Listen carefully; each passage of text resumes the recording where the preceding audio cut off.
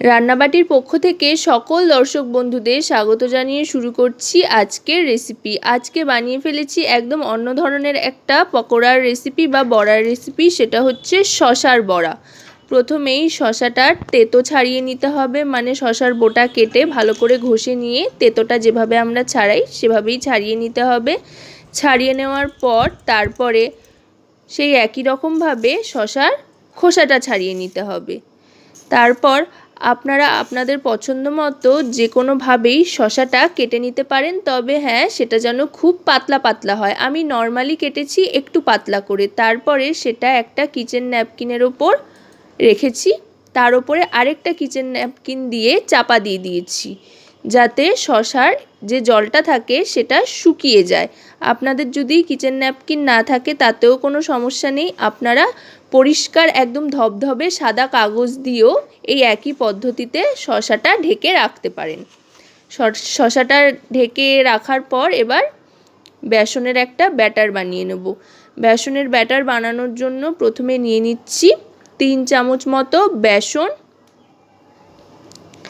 তারপরে বেসনের সাথে নিয়ে নেব চালের গুঁড়ো। 3 চামচ বেসনের সাথে 1.5 চামচ চালের গুঁড়ো নিচ্ছি। চালের গুঁড়োটা অবশ্যই কিন্তু নেবেন, তাতে অনেকক্ষণ পকোড়াটা মুচমুচে থাকবে। শশা তো এমনিতেই একটু জল জল, সেই জন্য এটা নিলে সুবিধা হবে। তারপরে নিয়ে নিচ্ছি একটু কালো জিরে। এবার দিয়ে দেব পরিমাণ মতো হলুদ গুঁড়ো।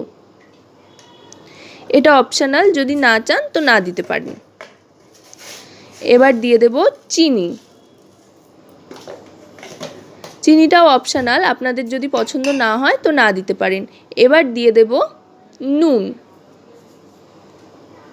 এবার সমস্ত শুকনো উপকরণগুলোকে ভালো করে আগে মিশিয়ে নেব। শুকনো উপকরণগুলো মিশিয়ে নেওয়ার পর এর মধ্যে দিয়ে দেব তেল।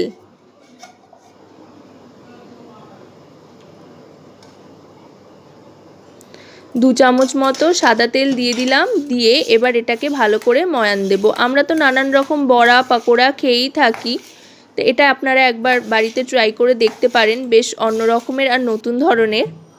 আশা করি খারাপ লাগবে না, ভালোই লাগবে খেতে আপনাদের। এবার জল দিতে শুরু করলাম ব্যাটার তৈরির জন্য। অল্প অল্প করে জল দিয়ে একটা স্মুথ ব্যাটার তৈরি করে নিতে হবে, যাতে ব্যাটারে কোনো লাম্পস না থাকে সেদিকে নজর রাখতে হবে।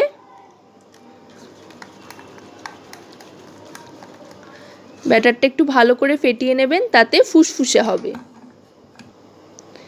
এবার শশার ওপর থেকে ন্যাপকিনটা সরিয়ে নিচ্ছি। দেখুন শশার যে এক্সট্রা জল আছে সেগুলো কিন্তু চলে গিয়েছে। এবার শশাগুলো এরকম একটা একটা করে বেসনের মধ্যে ফেলতে আরম্ভ করলাম।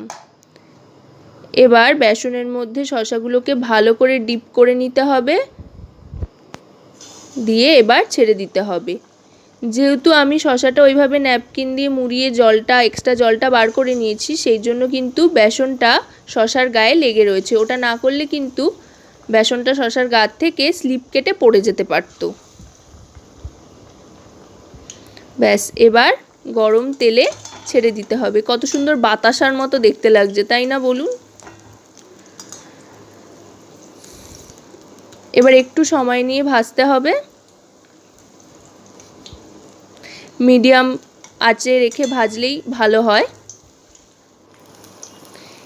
এরকম গোল্ডেন ব্রাউন কালার যেই আসতে আরম্ভ করবে, তখনই তেল ছেঁকে নিয়ে একটা ছান্তার সাহায্যে আস্তে আস্তে তুলে নিতে শুরু করব। ব্যাস, এই শশার পকোড়াগুলো আমি তুলে নিলাম। তা আজকের রেসিপিটা আপনাদের কেমন লাগলো অবশ্যই কিন্তু আমাকে কমেন্টের মাধ্যমে জানাবেন। আর আপনারা সকলে খুব ভালো থাকবেন। রান্নাবাটি